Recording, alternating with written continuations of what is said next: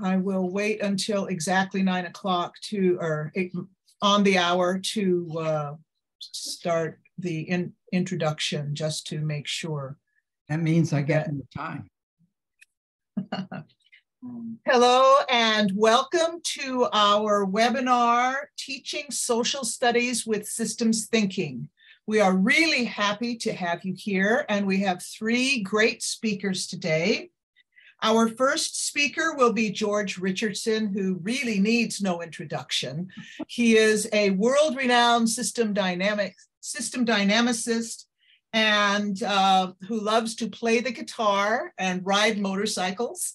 And he will speak to us about a model on revolutions, understanding revolutions that he used with some of us pre-college teachers when we asked him if he would help us with that topic. The second speaker will be Özgen Sintenkaya, and she is speaking for 2 other teachers from Turkey, a 4th grade social studies teacher and a middle school social studies teacher who do not speak English. She will be presenting their work to you. And our third speaker is Brett Goebel. He is the district leader for academic assurance for City Center for Collaborative Learning in Tucson, Arizona. He is a co-founder of City High School and was principal there from 2015 to 2020. But before that, he taught English, history, government, and economics at City High School. He will be our third speaker and talking about some of the lessons he used. George, please take over. I'd be happy to.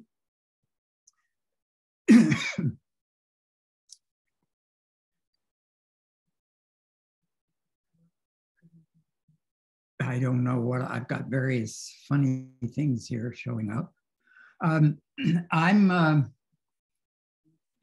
My talk is not exactly what Diana said, but it's close enough. I'm going to tell you a story of a 2-day workshop, which happened to be out in Oregon, and Diana was there along with a bunch of other middle school people and high school people. So the story starts that we had some elementary school teachers there, and they were frustrated because they'd asked for systems thinking maps about revolutions for years, which in the United States, and at least in Oregon anyway, is a common topic in the 5th grade curriculum. But nobody helped them, and they had me as a trapped person to harass for 2 days. So they harassed me and we decided to start. So the teachers and I decided we'd start to think systemically about revolutions. There were 2 big problems. I didn't know what the teachers knew, and they didn't know if I knew anything that could help them. Actually, that sort of mirrors what happens in your own classes. We don't often focus on it.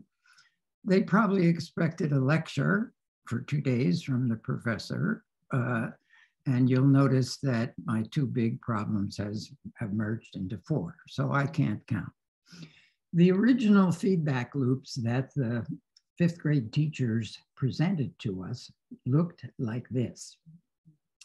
And just to be sure that you're all with me here, there's a large loop that goes around the outside that says that some people in the society take opposition to the government, and that threatens the established government. And according to the 5th grade teachers who drew this, that might lead the government to try to repress opposition. And the more repression they felt would lead to more legitimacy of the opposition, and that would lead to still more opposition members, and that's this R. This one is cute because it says the more of these guys you got, the more legitimate it is, so the more you'll get. This one is a balancing loop. It may not look obvious, but repression tends to, well, under one assumption, make it tough to be an opposition member and would reduce the threat to government. So they argued that that was a balancing loop. Now, we were going to try to enhance this. So we started talking. Diana, your picture is in the way of my picture. So I wanted them to be sure that they could talk. So I let them free and I took notes. Actually, this is probably notes in the simulation software that I use, which is Vensim. And they came up with anger in the opposition and a critical mass of opposition and the government choosing to repress and dissatisfaction of government coming from the perception of injustice. And was the opposition legitimate? And how do you make change happen? And the perception of the acceptability of the status quo, and so on. So that's part of the screen. I wasn't taking notes very well here or saving things, but we added some more as we went along. Opposition members, supporters of the status quo. Those of you who've done some system dynamics will recognize my tendency to put boxes around obvious stocks. So you'll see that pop up. And here's anger and passive supporters. Those are supporters who support the government but don't really do much about it.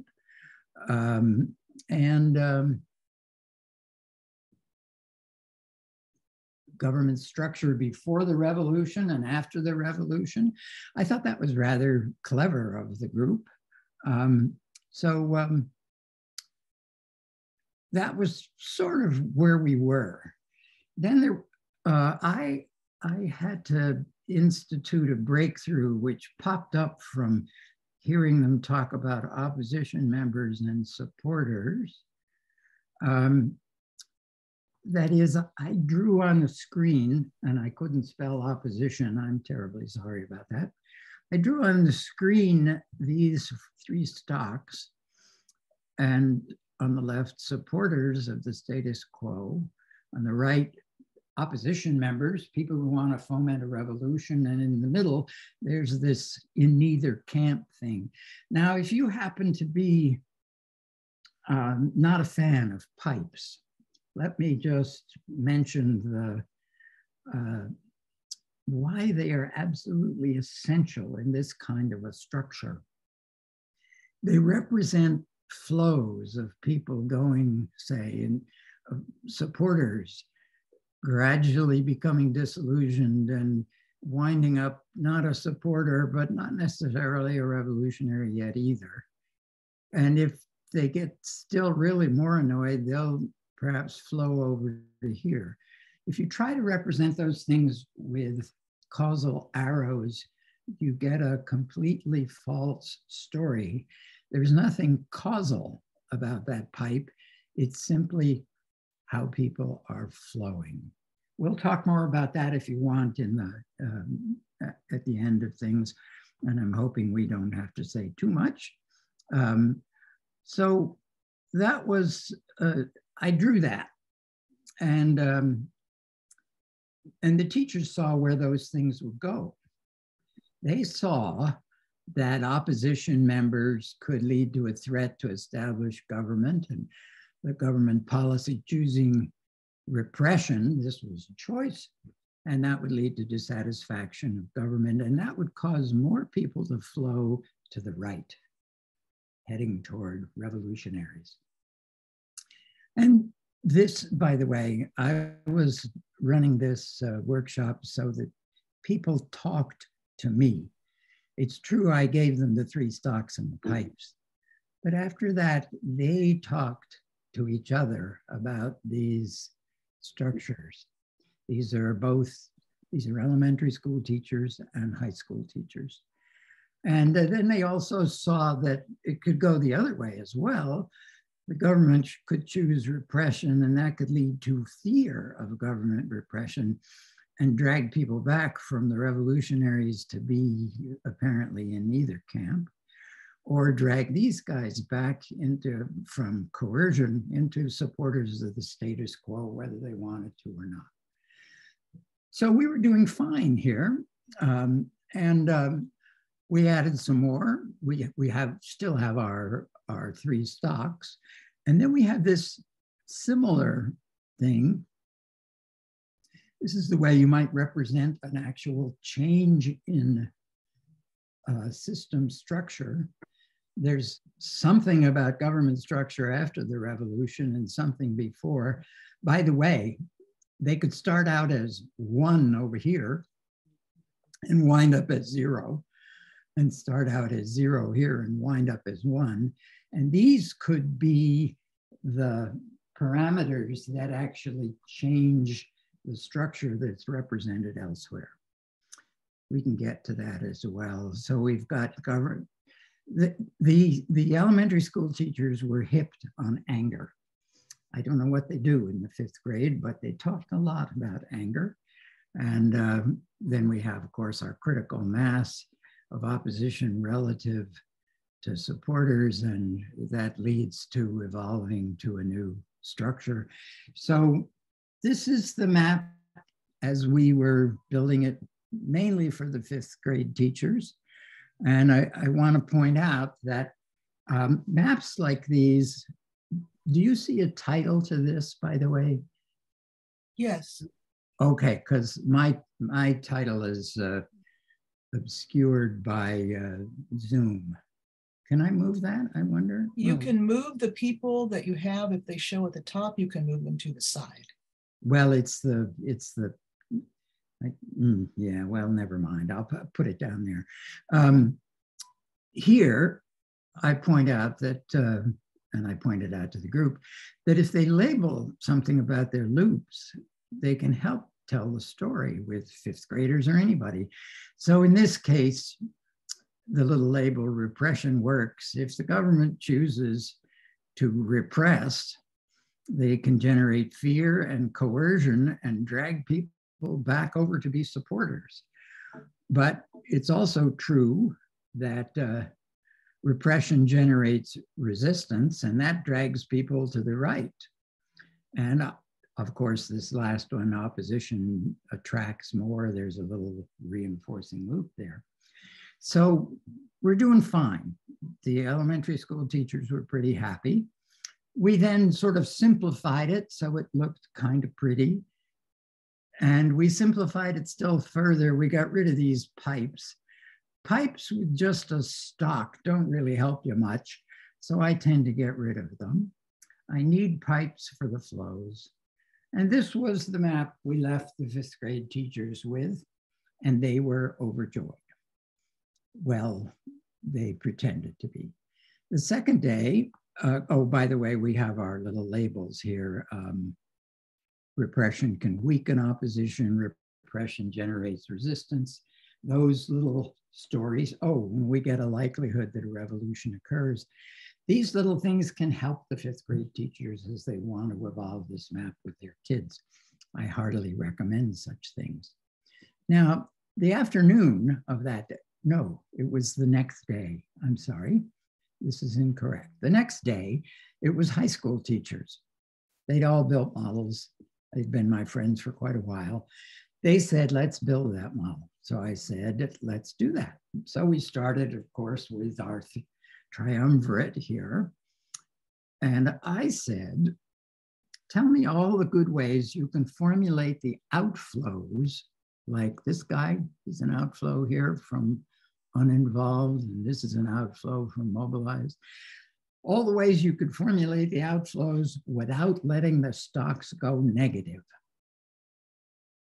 And incidentally, there's a lovely story. I told this story to Jay Forrester when I was visiting him at his retirement village. And as we were talking and I told him I gave the teachers that question, Jay said, I don't know if I could do that.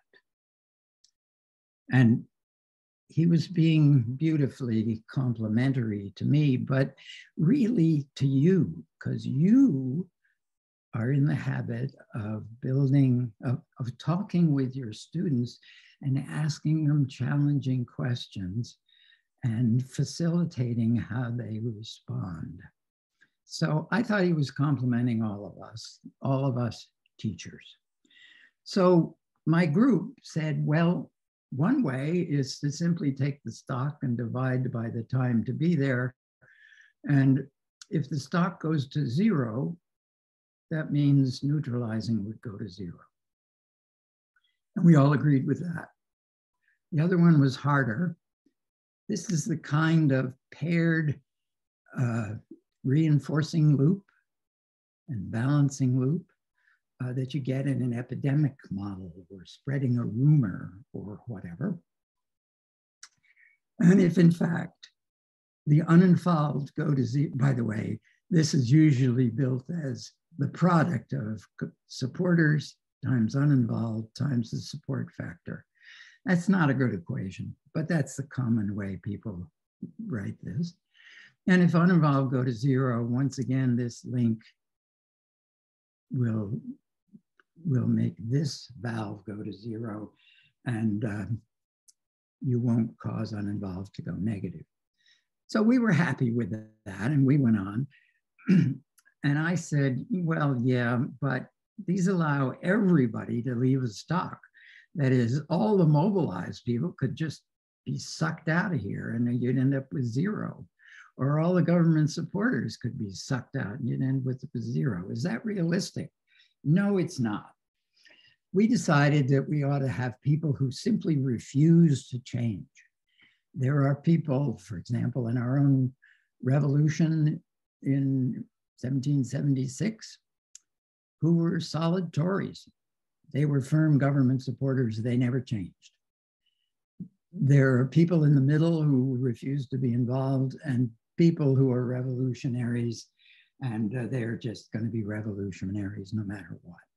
So we put those in, and then it gets more complicated because you get this idea that there's some of the opposition that can move and the rest of them are firm over here, or there's some here that can move and move that way. And in this particular part of the map, we didn't have this arrow. We'll get to that in a second. But we do have this lovely thing. We get government repression from the mobilized opposition. And for those of you, I don't know how much to say about it. Diane, how am I doing in time? No, never mind. Okay. So we get government oppression, and there's this thing called tolerable level. If you ever want to build a structure that says the population may tolerate repression or they may refuse to tolerate, and what decides that is their time to adjust to government repression. So there's a lot of government repression. If it takes them 50 years to adjust, they're going to find all of that intolerable, and it's going to have a terrible effect down here. On the other hand, if they can adjust to it in 6 months, then the tolerable level will be just exactly whatever government repression was, and there won't be any effort to be upset about it. It's a very clever little formulation that you should write down somewhere. Then we got the other side. By this is the repression side. This is government excesses, where the government is doing nasty things. And we get the same tolerable structure, a very clever sliding stock. And we actually get the critical mass of opposition and the likelihood of revolution. And there we go. This is the final model, prettied up. That is, you'll notice I have coding and disaffecting. And the group went through our language and decided we needed to kind of improve the way we were talking about things. I recommend this step highly. And we have loyalists and rebels instead of opposition over here. So we cleaned up language, and that became our whole system. Now, I want to switch to Vensim. And I want to tell you about this model process. Let's see if I can do this well. George, you are over. Have about 1 minute okay. left. Let me switch to I want to go to the end because there's the same whole systems view. And those of you who build models are going to be astounded to realize that in this workshop, we always had a running model. Those are graphs of all of those variables as they would we don't see you, George. We don't see. Oh, that's right. I have to stop sharing that screen and I have to start. Thank you, thank you, thank you. This, I believe. Thank you. Okay, I lost my the beauty of my surprise. Here's my whole system view, the same one you saw before, but now I'm in Vensim, and if I can bring up all the variables as they would appear if you'd simulated this. And I've included this in the presentation so that I can make the point that when you're developing a model at every step along the way, you should populate it with parameters and you should simulate it. Always have a running model is the mantra that all my PhD students have used for their entire time. And I'm done. Thank you, George. We are out of time for your questions. Okay, one question, very short, but we want to give the other presenters time to for their presentation. So Kim, you can ask a quick question. Yes, thank you, George. What happened when the elementary school students took these ideas back to their own students? I have no idea. One of the beauties of going out to Oregon and giving a talk like this is I can disappear after that and I never know what happens. Actually, that's being humorous and facetious. I would have loved to know what the teachers did when they went back to their classes. I didn't have any follow-up. We could ask Diana if she had had any follow-up with the Oregon teachers, because she was intimately connected with all of them. And I did not either. I think that is a huge problem that we need to try to fix, is getting feedback from teachers who are actually using the ideas that we show. And so it's really unfortunate, but I had almost no connection with elementary teachers at all. So I'm sorry. And it's really, it's important for all of us. I have been doing this work for more than 50 years. And the only way I can improve in a workshop like that is if I learn what people did with it. So I lost an opportunity to learn. And the same is true for you all. Yes. Of course, you're going to be doing it in your classes, but you want to know what your kids think. That's why I keep asking questions about what they are thinking about, so I can find out if anything I'm saying is making any sense. True for you, to me. You can write me letters. Thank you. Thank you, George, very much. Wonderful presentation. Thank you very much. Özgen, would you like to start your presentation? Yes, can you hear me now? Can you hear me? And can you see my screen?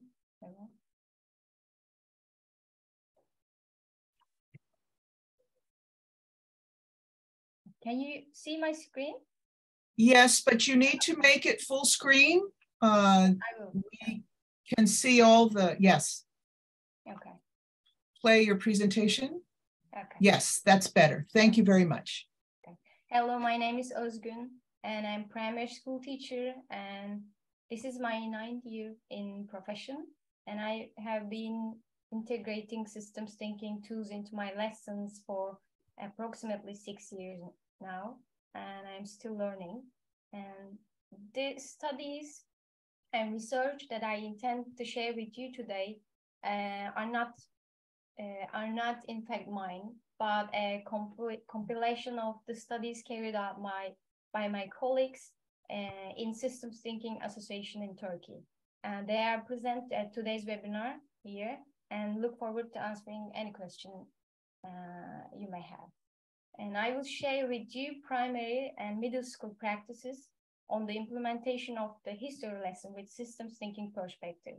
All of these studies have been planned according to the outcomes given in the national curriculum that we are responsible for implementing in Turkey. Although this content is related to the history of Turkey, and I hope these studies that will give you an idea in terms of practice. And let's start. Before Turkey became Turkey, actually, that you and I know, it was initially called the Ottoman Empire. And following the First World War and the War of Independence, the Ottoman Empire soon became present-day Turkey. These political events, both globally and internally, are covered in a relatively small manner at primary school, going into more complex and comprehensive detail in both middle and high school. Before starting the main lesson, we use this two presentations to create a context of the subject. These presentations basically consist of a map of showing the area of interest in color and a behavior over time graph of the area of the colored region. And let's have a quick look at these two presentations here.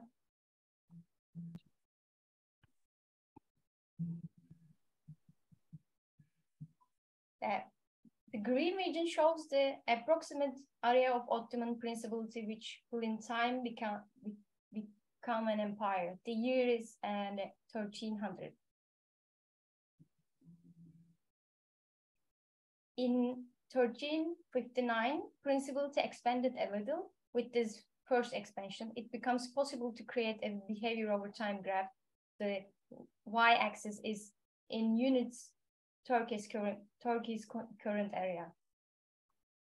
By swiftly going through the slides, we can show the different stages of the empire. The behavior of the empire's area can be tracked from the graph, while the specific can be seen on the map.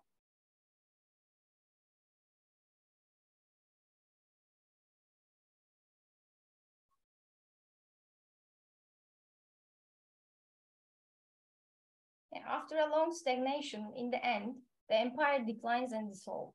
So the Republic of Turkey was officially proclaimed in 1923. Now we have the big picture, and now we can move on to smaller picture. We will focus on this period from the last days of the Ottoman Empire to first days of the Republic of Turkey.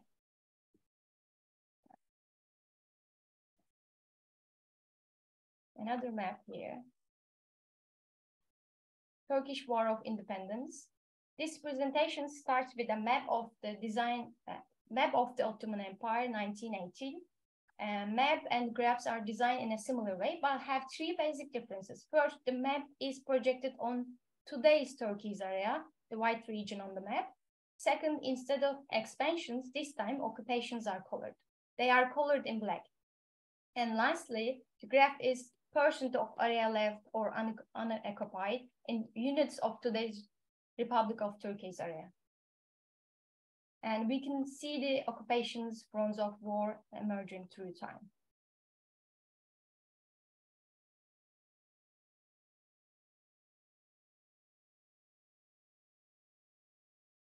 Yeah, we can see stage of national reaction in magenta. Yeah. So.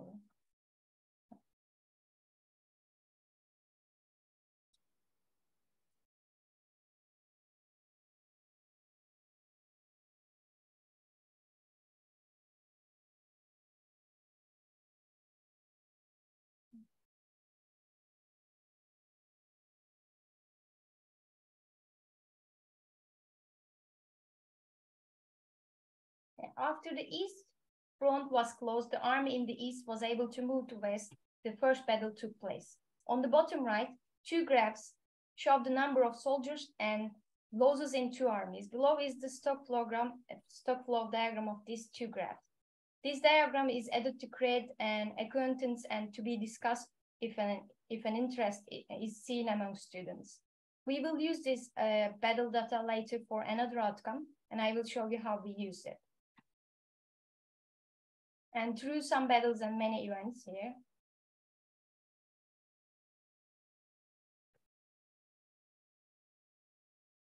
And decisive battle is made. And Republic of Turkey was proclaimed.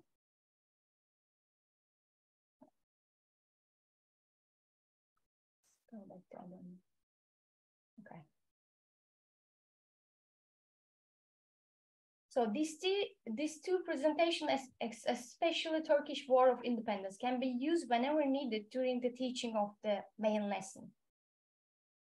And in the national curriculum, there are outcomes all three levels: primary school, middle school, and high school. While designing these studies, some details were considered in order to see both the outcomes and the events as a whole.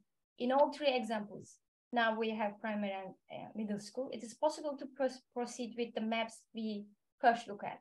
We do not go into detail on every slide, but we show concretely the period that we focus on and will examine. Among the details we have given, we include different studies in order to measure the gain exactly.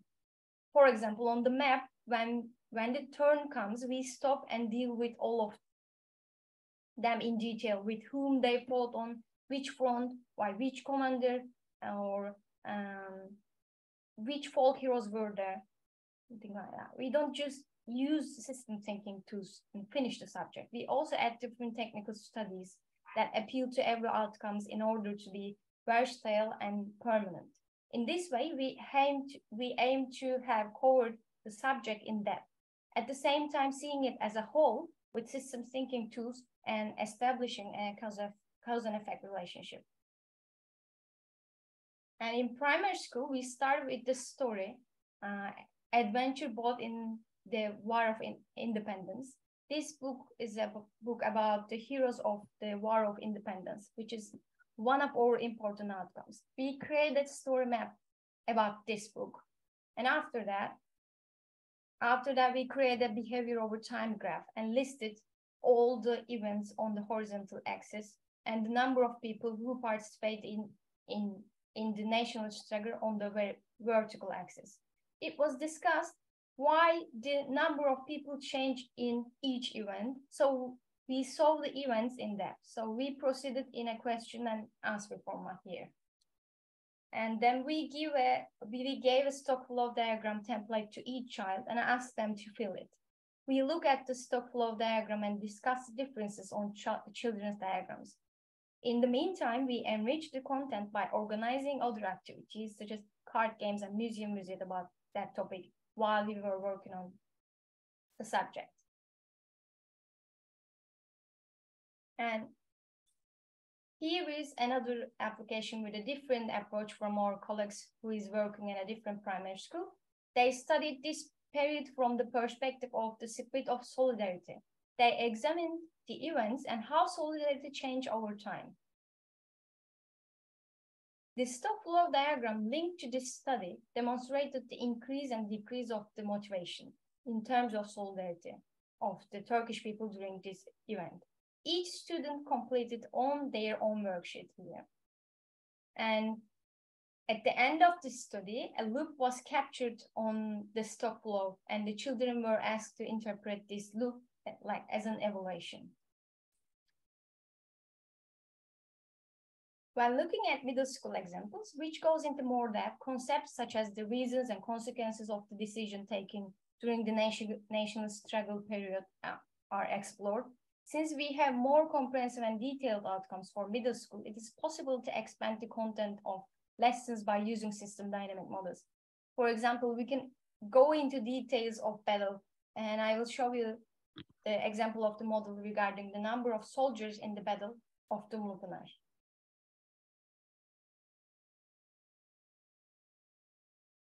Can you see that?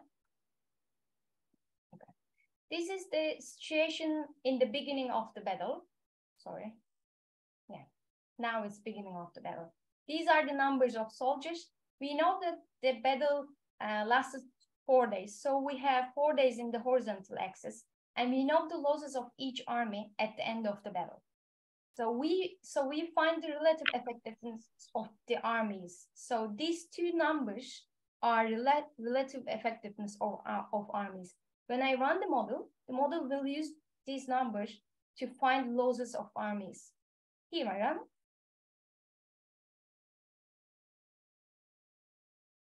What happened? Sorry. Yeah. Army size decreased by those losses. This given the general idea of the dynamics of battle. Yeah.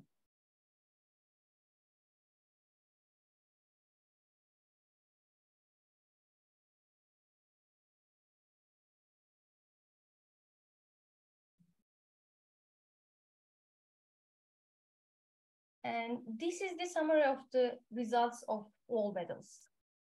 Yeah. And also these results can be used to develop behavior over time graph that can be used as an introduction to one of the important outcomes of 8th grade social science curriculum, orders of national text. These orders were released in August 1921 in order to equip and strengthen the Turkish army. The aim of this lesson is to show the reason under this critical decision. This graph shows the estimated change of Turkish army size from 1921 to 22, and the drops are losses from the battles which last through the duration of the battle, which is shown in pink. After the battle, it is assumed that the size of the army increased linearly, and probably not a valid assumption. It is also assumed that the army size reached its pre-battle 1 month before the battle. Release of the orders is also indicated. The simplest structure creating this behavior is a stock flow having one inflow and outflow.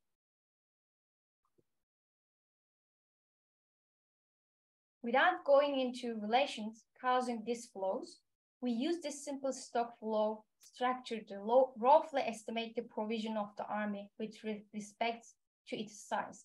From research about the war, daily rations for the soldiers were found and used for estimating various supplies.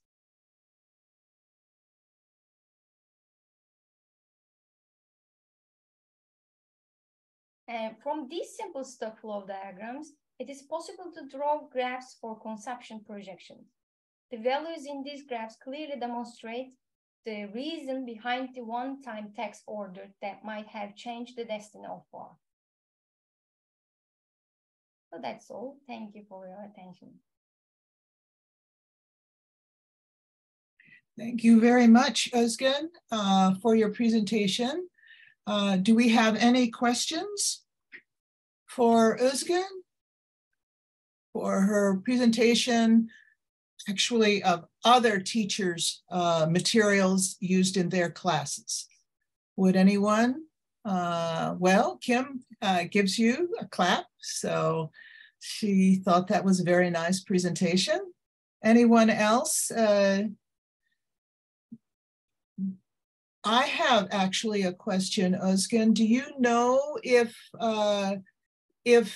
this information from one class is followed up in another class after the students have seen this in one class, then the next year, do you know, and it would be fine if you didn't because these are not your lessons, If there is any follow-up of using this in the next class for students?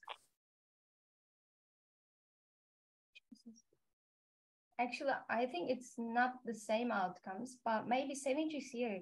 Maybe she can answer this question if we translate her. Okay. Who is the? Oh, yes. Go ahead.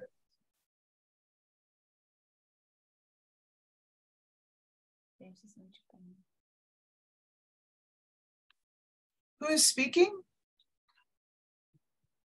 Your question again, please. Was this followed up in classes later when they learned with this tools about the revolution, and was that information followed up using systems thinking in later social studies classes in later years? Okay, let me translate it to Sevinç. Bu derslerin sonrasında değerlendirme oldu mu? Yani bu dersin sonucu diğer başka bir dersin şeyinde kullanıldı mı? Yani bu dersin etkisini bir başka derste gördün mü? Şöyle, zaten hani grup 4 yıldır çalıştığımız bir grup olduğu için bütün dersleri hepsinden birbirine etkileniyor. Özellikle biz bu Türkçe ile başladık. Türkçe'ye başladıktan sonra da kitapla başladıktan sonra hem oradaki stokta yer alan kavramları kitap içerisine yer aldık. Bir de bizim kendi kazanımlarımıza bağlı olarak konu anlatımı bazında ilerledik. Yani mutlaka birbirlerini etkileyen bir süreç oldu zaten. Bu stokları yaparken de o döngü aşamasına da girdik. Açıkçası orada çok fazla döngüye biz yer vermedik ama sözel olarak çok fazla konuştuk. Bu grup çok hazır bir gruptu. Belki onu ekleyebilirsin. Çünkü 1. sınıftan itibaren birçok kitabı hem matematik alanında hem Türkçe alanında, hayat bilgisinde yılda düşünürsek 6-7 defa birçok alanda sistem düşüncesi araçlarını kullanan bir gruptu. 4'e geldiklerinde çok hazırdı diyebilirim. Well, this is another presentation then. Actually, what I understand from what she said is that this is a 4th year lesson, and this group has been subject to systems thinking tools and systems thinking for 4 years. So from the 1st grade to the 4th grade, starting with Turkish lessons. So she says, I'm sure they have many cross effects one onto the other, but I do not think that she has any assessment on basis of systems thinking, but she has, of course, evaluations or assessments based on the outcomes of the curriculum, and it shows that as she can proceed, then this might be a sign that the systems thinking tool is effective in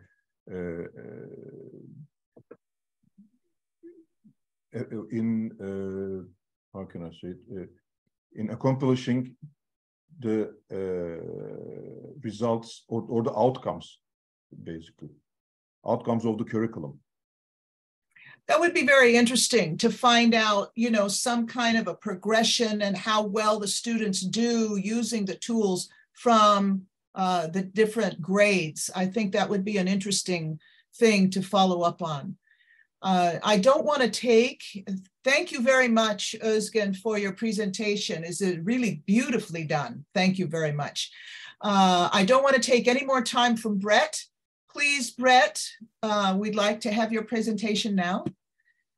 Okay, hello everybody. My name is Brett Goebel. I'm school administrator and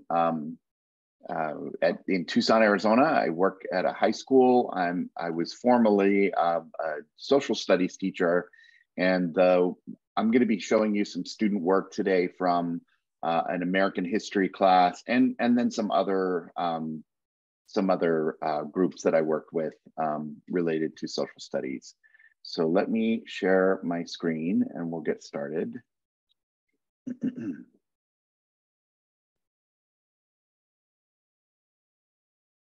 Okay. Is that showing up okay? Yes. Okay. So one of the most powerful questions that I ask students when they're analyzing, you know, some writing or a situation that is complex and has many different layers is to start out with this very simple question: what's changing? What do you notice that is changing? And so it really, you know, whatever the subject is, if we focus on, or students can focus on, first of all, what is changing, that's kind of a building block to then creating a model or a map of a complex system. And so it can lead, it's kind of an entry question that can lead to, you know, more sophisticated understanding of topics in social studies. I'm going to present to you, I think, 3 different uses of systems thinking tools in different lessons that I've done over time in my teaching. So just starting out with that question, I use this, I'm going to use this unit we did on the expansion of slavery. And you know, our question for this unit was, what caused such a rapid and incredible increase in the use of slave labor in the United States and the American South, and expanding westward? And to do that, I really wanted students to practice what it means to be a historian, which is primarily relying on primary documents, so documents that were written at the time, and then from that to provide them with some context so that they can make sense of that primary document in a bigger frame. We use this quite readable and not so lengthy narrative written by an enslaved person named Charles Ball. It was published in 1836. And at first, just giving them the text and space to just take some general notes in the first reading. In the second reading, I asked students that question: what's changing in the text? What are all of the things that Charles Ball is writing about, that he's noticing, experiences, things that are happening to him, things that he's observing in his world around him? What is changing over time? And I made use of this worksheet here, which just asks that question and asks students to pull out quotes from the text and then to draw a behavior over time graph, and then to speculate on why this change might be occurring. So some causes, and we'll get into causes later.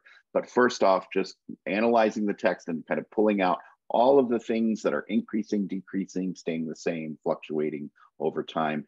And I've included some words up here at the top, just, you know, words to look out for that indicate change.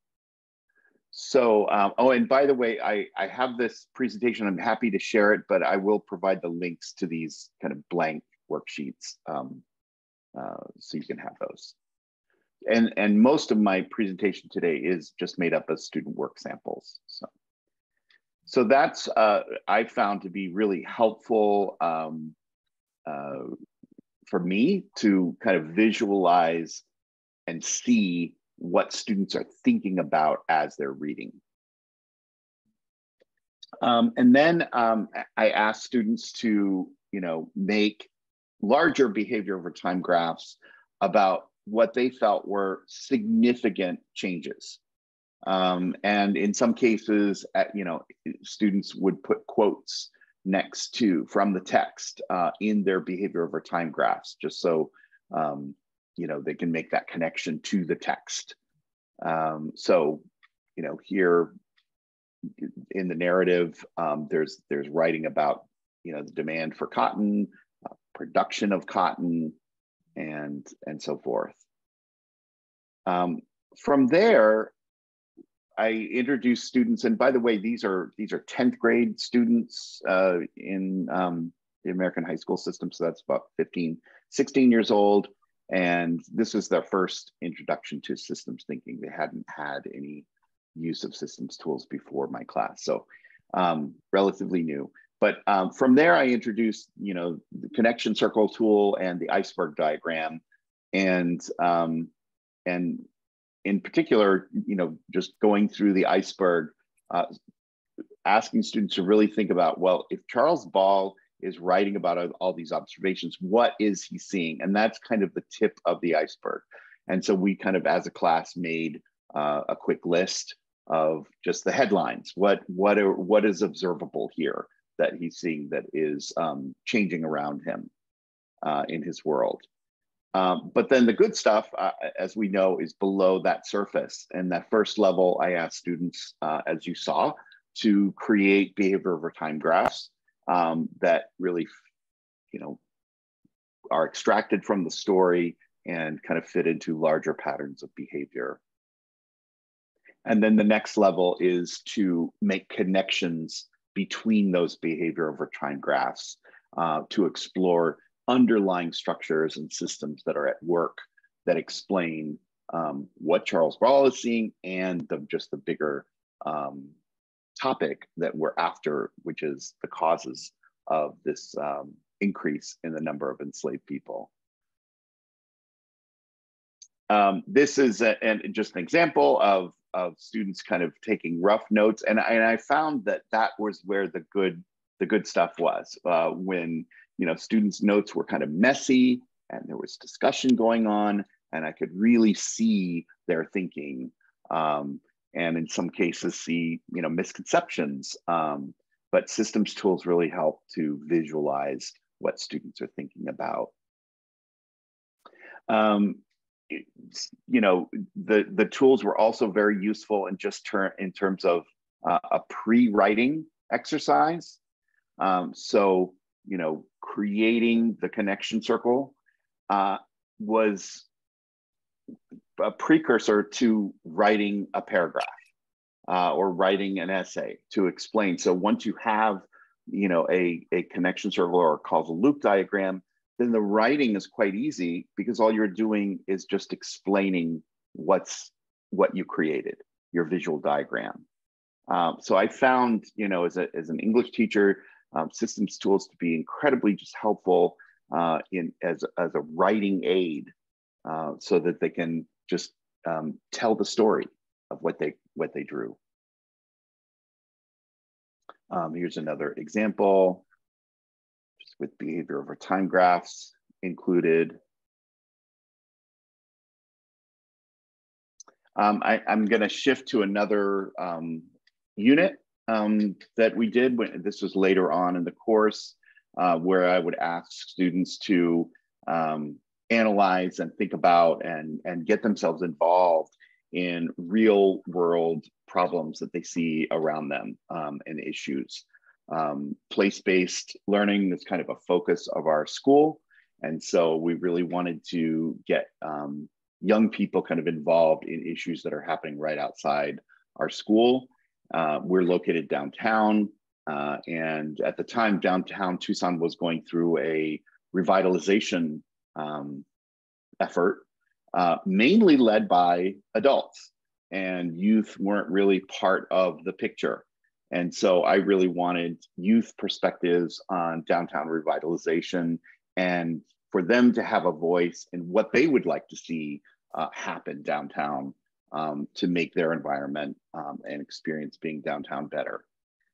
So again, you can see the same change over time worksheet that I used.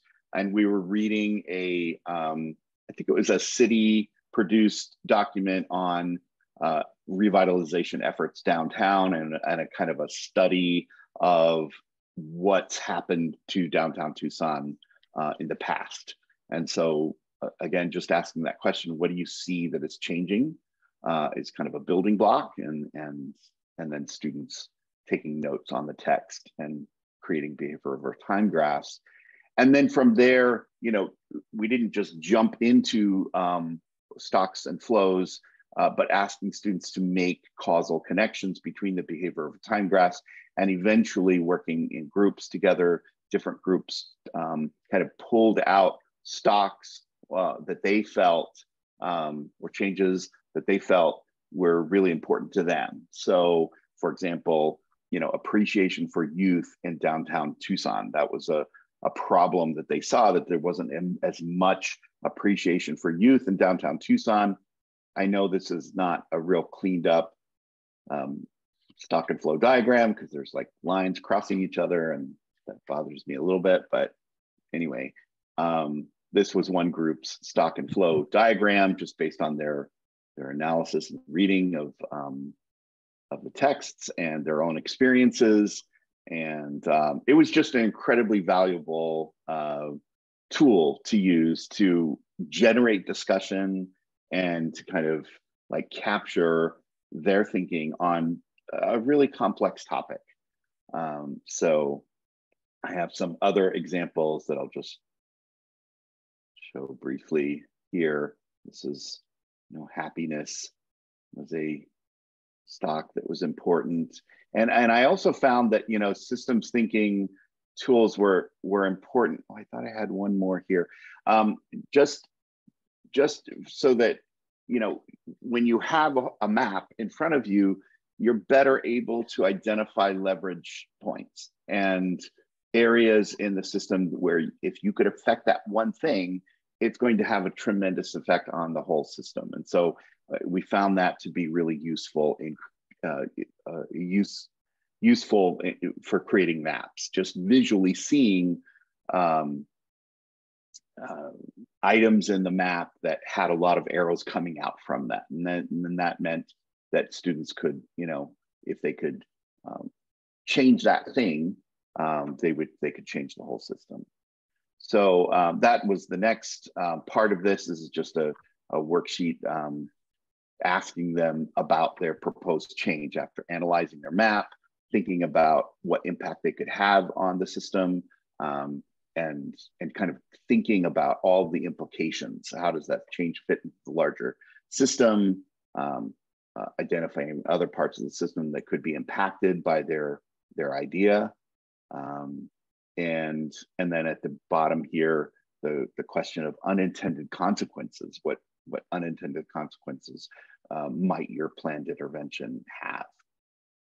So that's another example. I also just threw in some other worksheets that I've used, just using behavior over time graphs and system thinking tools to take notes on a video or a lecture. This is a note sheet that I asked students to use to analyze a documentary that we watched. So you can use systems tools. I found it just really useful as opposed to just giving them a blank sheet of paper and telling them to take notes on something, but again, asking them what's changing and why, what's causing that change. And made a lot of use of the iceberg diagram as well. I want to shift in the last few minutes of my presentation to an effort that we had at the school that was not part of my social studies classes, but was kind of responding to students' concerns about school culture. And a group, some students were expressing just concern about the kind of attitudes that certain students had towards teachers and seeing a problem and wanting to be a part of the solution. And so obviously, student culture and school culture is a complex problem. And I felt that systems thinking tools could play a role in this. And so this was a group of teachers and students that worked together to use systems tools to kind of think about, well, what's going on? And starting with just, observations. What are you seeing around you? That kind of tip of the iceberg starting point. And from there, making connections between behavior over time graphs. We even asked students initially to take trends that they saw going on around them and to project forward into the future. And we asked them, well, what are your hopes for this this item, this concept, or this this thing that's happening? And then also, what are your fears? And so from that, those making causal connections between those behavior over time graphs, we started to do some community mapping. And I'm just going to jump to our final map here. And I believe we used Vensim for this. At first, we just did it on a chalkboard, just with students contributing their causal connections. Just, I'm seeing that when this thing increases, it causes this other thing to increase. And we would go around the room and we'd get all of the student causal connections. And then we ended up with this whole map. Obviously, this is, you know, kind of, as George said, prettied up, and with the different loops identified. And this really, again, allowed us to see where there might be some significant causal loops going on, where there might be leverage points. And we pulled some of those out of the big map. So this was one, respect.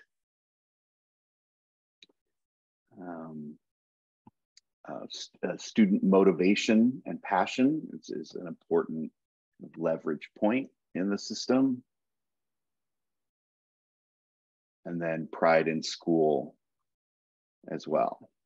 So I believe that, oh, and then the last thing is behavior. So this was really just a helpful, incredibly helpful tools to allow students and teachers to engage in discussions and end up with solutions or possible interventions that could lead to solutions. So that is my presentation. I'm not sure how I did on time, but I'm available for questions. Thank you, Brett. We are actually over time, but I would like for those people who are willing to stay to have an opportunity to ask you some questions. Before I go to questions, please know that the webinar does not have much time for discussion, but we have special interest group meetings. Like we'll have one in February where we can have a lot more time for discussion and we can be open to a lot of different topics. So please consider that as another place where your voice can be heard. Any questions for Brett about these activities that he used in his class and with his students? As an administrator, would anyone have questions there? I have a quick question. Kim? This is Amy. I'm sorry. Kim had her hand up, so let's go with Kim, and then Amy, I'll have you next. Kim? So this was fascinating to see how this was used to analyze the dynamics that are going on in the school.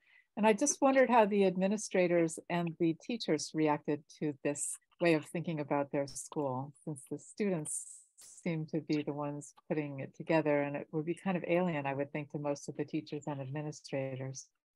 It was. I mean, that was part of the, I think the success in going through this process is that everybody in the room was kind of like equally new to this modeling activity. And so it kind of leveled things out.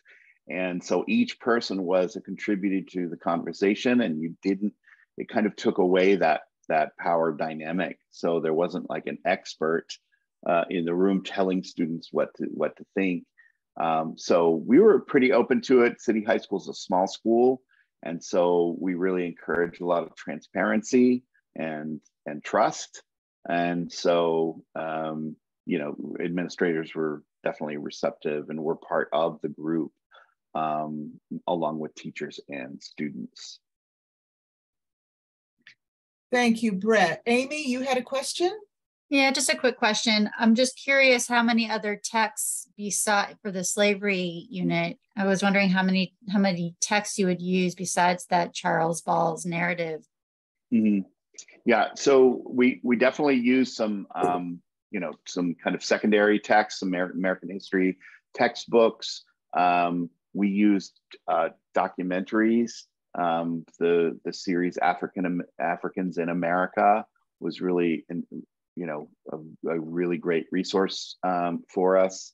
And then I also just presented a lot of data and maps with just showing the increase of slavery, the economics that were going on at that time.